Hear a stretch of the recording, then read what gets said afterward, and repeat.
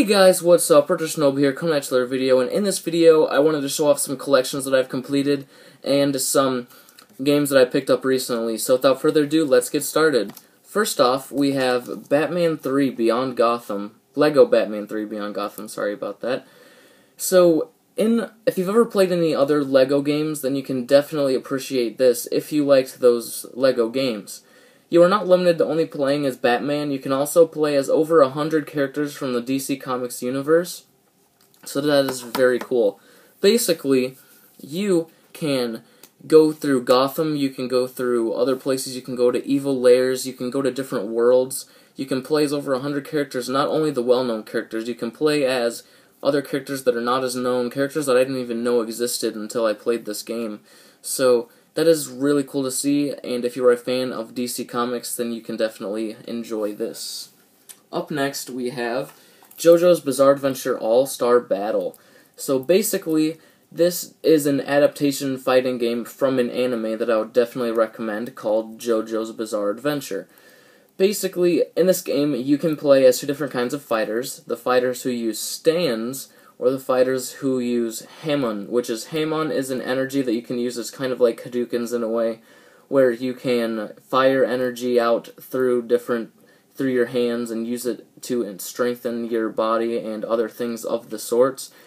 So you can play regular arcade mode, you can play online, you can play story mode, which does have some revealing things, so if you haven't watched the anime yet, don't play the story mode until you've watched it, because it does have some spoilers in there that will ruin your gameplay, your watching experience. But I'm pretty sure the story mode lets you unlock different characters, but that might be a different one, I'm not sure about that. So there are over 30 playable characters that you can play as. So this is a very fun game that I would definitely recommend. There's some really cool graphics, and also there's a whole bunch of different finishing moves like taunts and other things. There's this one really cool taunt wherever you can refill someone's health gauge to the full to make them confused, and then you destroy it completely until they have no health left. So this game is a really fun game that I would definitely recommend. Up next, we have Guilty Gear Xrd Sign Limited Edition. And this Guilty Gear game, if I'm not mistaken, is the 16th anniversary game. They're celebrating the 16th anniversary with this game of Guilty Gear, because Guilty Gear did start 16 years ago on the PS1, so 3 console generations later, and they're still making games. That's a feat. This game is a very good fighting game. And you have your regular arcade mode, your multiplayer mode. You have your story mode, which contains little to no fighting at all, in which you just watch an animated movie, where you can look through the different storylines, which are actually very interesting that I would definitely recommend checking out. But I will show off what all is inside of this limited edition. So, for starters, the box is a book which says Backyard, which I do not know what this means, but it actually looks really cool. So, the contents, first off, you have a codex, which has all of the different characters and their backstory and profiles and things like that. So that's really cool. Up next, we have what they call a vocal collection, what we would call a soundtrack. This is really cool. It has different songs on there, so that was neat to see. We have the game itself, which I still have sealed in its package, that I do plan on opening. And we have a little keychain that says free, and if I'm not mistaken, that is Soul Bad Guy's belt buckle. So that was pretty cool to see as well. That belt buckle will definitely not be opened, because that is a very cool thing that I would not like to mess up. So, let me just close this, if I can get this in here. Okay, and so this was a really cool pack to see. The Guilty Gear Xrd Sign Limited Edition is something that I would definitely recommend to anybody who's looking for a good fighting game on the PS4 or PS3, because it does come out on the PS3 as well. Okay, now getting into one of the series that I've completed. that is Dot Hack. I have completed the original series. I have not completed the Dot Hack GU series, only this one. So I guess you could say that I'm halfway there. So in every of the 4 games, it comes with the game right here and the anime disc. So that's really cool. You get to watch the anime throughout playing it. So basically, you are a young boy named Kite who has been invited to play in an MMO that has become recently popular, which has just sold 2 million copies, by your friend who is called Orca inside of the game. Now, you get into the game, and your friend Orca teaches you how to play. He shows you around different dungeons and gives you some cool items. But while you are in a dungeon getting some items, you see this girl being chased by a monster. So you go to you follow her, and you find that she gives you a book and then disappears in thin air. And then the monster comes by and takes your friend Orca, and what they call data draining, which basically puts him in a coma in real life and it makes him hospitalized, and they cannot get him out of the coma. So you, who are Kite, go out throughout the gaming world, which is called The World, and try to figure out what happened within it and all of the different things with it. It's an action RPG, and you yourself can do the data drain throughout some part of the progress throughout the story, and that is used to do some gate hacking, which lets you get through other places. But to gate hack, you have to use your data draining on enemies to get virus cores, if that's what they're called. If I'm not mistaken. And virus cores have different letters based off of how big the enemy is that you took the virus core from. Small enemies drop virus core A, middle-sized enemies drop virus core B, and large enemies drop virus core C. And you will need a certain combination of that to open up the gate hacking to get through to a new area of the game. This includes a lot of dungeons, a lot of stuff to get. You can go up to level 30 before you can't level up anymore inside of the game. Now, Dot Hack Mutation is basically a continuation of the story, but what we would call a DLC nowadays. What happens is you get a new town, in the town you have new shops that can give you higher items which can restore health and SP that's more than what you could in the other game. You can level up some more levels, there's some new characters, you get a new dungeon that you can go into, and you get a progression in the storyline. As I said, there is the anime disc and the game itself. So you can take your save file from 1 and put it on to 2 and continue from there and level up even more and continue the story right where you left off with all of your items and all of the progressions that you've made with your character and all of the little stuff that you've done to him and all your items and everything. So that's what we would call a DLC, just adding on some new stuff to it. Part 3 is basically the same thing. You can get some more levels. There's a new dungeon, a new town, 3 new virus cores as there were in the second one. I'm sorry if I didn't mention that. So in the new dungeons, you can get 3 new virus cores from each of them. And in part 2, the 3 virus cores were virus core, it was D, E, and F, which D is from small, E is from middle, and F is from the large. And in part 3, you can get G, H, and I, if I'm not mistaken, which is also from the new dungeon that you can get in there, which is G is from small, H is from middle, and I is from large, which you will use for data hacking. So that is, getting the virus codes are very important to the story because they help you get to areas that you wouldn't be able to get to without them. So they're a really interesting part. Now, by this time, everybody just thought that the 4th game was just going to be a new DLC, and while people were curious about the story, they didn't want to pay the price of a new game just to progress to the end of the story. So that is why there were not a lot of copies sold of Dot Hack Quarantine. Now, Dot Hack Quarantine is actually a game that I've had for a long time, and this is the rarest of the 4. It is a very expensive and rare game that I got for $2 at a flea market a very long time ago, which was one of my best pickups that I've gotten. Dot Hack Quarantine finishes the story, adds new items, adds a new town, adds a lot of dungeons, a lot of new playable characters, new bosses, and the most important thing is that it let you finish the storyline. So you can beat it, and you can 100% it, and you can be happy and move on with your life and play another game of it. So all 4 of these dot hacks, 1, 2, 3, and 4, and whenever you get all 4 of them, you get this cute little thing, which is what you ride around in the game, if you can get it, which was really cool to see. I didn't even notice that until afterwards, but I've only played Dot Hack Infection so far. I've only played a little bit into it, but I am planning on playing through all of this series, so if you guys want to see a Let's Play of that, let me know in the comment section below. Okay. Up next, we have the Suikoden series, which I have gotten 100% of now. So first off, we have Suikoden 1, which has the manual. It's only a 1-disc game. So this is a very mint copy. I have no idea why they would make it a double-disc game if there's only going to be putting 1 disc into it. Doesn't make any sense.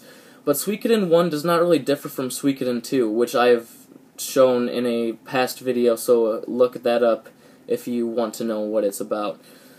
Basically, you are the son of a high commanding officer in the military, and you and your friend live a peaceful life until you and your friend are found to have a special ability that can help the government to defeat their enemies, and they want to kidnap you and take you away and use them for their personal gain. So you and a couple of your friends run away, and you run into the rebel army who is trying to take down the government. So you decide to join the rebel army and defeat the corrupted government. There are 108 characters that you can get in your journey to defeating the military. So you can, if you get all 108 characters, you will get the best ending. There are a couple different endings that you can get. And if I'm not, yes, you can have 6 different characters that you can play as on one time. You have 3 different modes of attacking. You have your random encounters, which are regular, standard, they're standard RPG. You have your tactics, which is basically a Fire Emblem game or something along the lines of that, which is actually really cool to see. And then the last one that you have is a one-on-one with the army generals, which does not show up a lot of times, but it is one of the most. It's kind of like rock paper scissors in a way. If you defend and the other person attacks, you can deal some damage. If you defend and they do a desperate attack, then you will do some damage. Then you will do some damage to them more so than usual. And if you do an attack and they do an attack, then you can both fight for over who gets to do the damage. So that's really cool. As I said, I've already shown off Suikoden 2, and I've already talked about it before in a previous video, so check that out if you have not already. Up next, we have Suikoden 3, which has some story, like, it has some text story, which was a new and innovative thing that it had, which was interesting, but other than that, the storyline was basically the same. You are a part of the government, that you find out the government is corrupt, and you join the rebel army and decide to take it down. It just had the upgraded graphics of the PS2. Now, Suikoden 4 it was basically the same as Suikoden 3 in the fact that you go against the government as a rebel army, but it had some new features such as you can go around on a ship, but the only thing was the ship feature was you sailed extremely slow and you run into enemies extremely fast at the same time. So the ship was useful for getting to different continents and taking out the government in those areas, but other than that, not really anything that different. There are, again, 108 people you can recruit that will give you the best ending if you recruit all 108 of them. But they can die in battle, so that's also something you have to be prepared for. And then we have Suikoden 5, which is the last in the original one that has came out so far. And this game only lets you play if I'm not mistaken, this one only lets you play with 4 characters, not 6, but actually it looks like you can play with 5, so I might have been mistaken on that.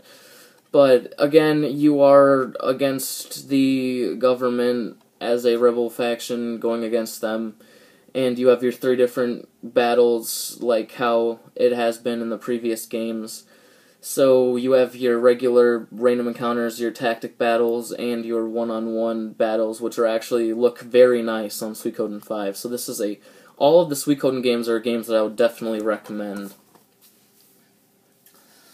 Up next, we have Suikoden Tactics on the PS2, which is sealed. Now, Suikoden Tactics is a Suikoden game that focuses only on the tactics combat battles, and you can recruit a lot of characters, but I could not discern if there were 108 of them or not. I do not have a strategy guide or anything for this, so I do not know if there are 108, but I would suspect that there are. And this is, from what I've heard, is a very nice strategy game. And you start out as a kid and grow up, and I'm not sure if you're going against the government, but that is probably what's happening. And it looks like it comes with a CD soundtrack, so that's actually pretty cool. Okay, now we have Suikoden Tierkreis, if I'm saying that correctly. I'm not sure, but as you can see, it is complete. And Suikoden Tierkreis is one that does not follow the exact same story as the other ones where you are going against the government. Well, it kind of is, but not exactly. You are a young boy who grows up in his own little town, nothing that special. There's a group that thinks that everything is already discertained, like anything that happens was already going to happen before it happened, and they believe that there will be a one true king that comes out eventually. But the only thing is, the one true king is destroying worlds. So basically, you have to go out on a journey to defeat the one true king to stop him from destroying worlds. And there's a special mechanic in which you can get a rune that will allow you to get powers from the worlds that he has destroyed that will let you basically use special attacks and other things like that, which is a really neat concept. So definitely check out Suikoden Tierkreis if you are into good action RPG games. Actually, I don't think it's an action RPG game. On the DS. Something else that was really cool that I got was a Hyperkin Super Boy. I'm going to do a little unboxing for you, and then I'm going to show off some games on it and show you how it is. Now, I really liked this casing because it has like this little slide off right there, so I thought that was really neat. But when you open it, you get this, and it says, "Play like it's 1999, portable SNES video game system console." And whenever you get it in this little black case, and you open up this case, and I've already taken mine out and charged it, but you get this, and this is the SupaBoy itself. The buttons are very tight. You have your controller ports and your LED screen, and here in the back you have the flap where your Super Nintendo game would go, and it also comes with a wall charger and a AV cable to set up to your TV, because you can play this as a controller on your TV. So that's really cool. You can use this as a console and bring it with you anywhere, because the SupaBoy can fit in your pocket. So that's all I have to show. I will be showing you guys some video gameplay footage of that, and I will show that in a separate video that I'll put up right next to this. But before I leave, remember to like, comment, subscribe if you haven't already, but this video should be up just about now. Okay, so this is the SupaBoy. There are some more in-depth reviews of it on YouTube, so if you want to see some more of those, then you can look on there. But I'm just going to play a couple games for you guys. So let's get started with Super Mario Kart. You put the games in face up like this, and it's not that hard to put the game in, and it doesn't really interfere with how you hold it. But when you turn it on, it takes a second to load up, but then it boots up. And if you can see that, then it's pretty good. The buttons are really tight. I enjoy how it looks. The LED screen's pretty nice. I'm just gonna get started and show you guys this. I'm not that good at Mario Kart, but I'll just show that off for a sec, and then I'll show you the other game that I'm gonna show off. And these buttons are really tight, so if you mess up on any games, then you can really only blame yourself for it. But I really like how bright the screen is and how you can take a Super Nintendo, basically a console, wherever you want and just take it with you anywhere. I've always wanted to do that, and whenever I saw this, I just thought that was really neat. Like I said, I'm not very good at Super Mario Kart, so I'm just gonna stop it off right here, and I'll show off a second game, Super Punch-Out. So, as you can hopefully hear, the Super Punch-Out, whenever you put in any Super Nintendo games, it's not that hard to put the games on themselves, put them in, and they usually boot up right away. So I'll just show this off.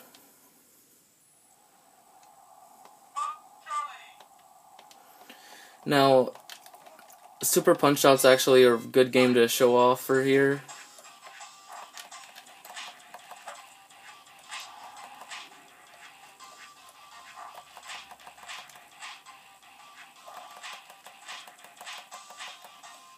And like I said, the buttons are really tight, so you can't really blame yourself if you miss a dodge or something. You can really only blame yourself whenever you miss something.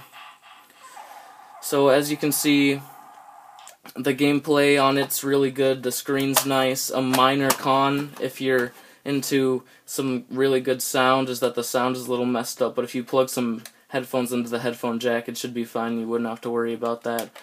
But that's all I have to show off. Again, if you want to see something else that's more in depth, look it up on YouTube. But other than that, this is Retro Shinobi, signing out.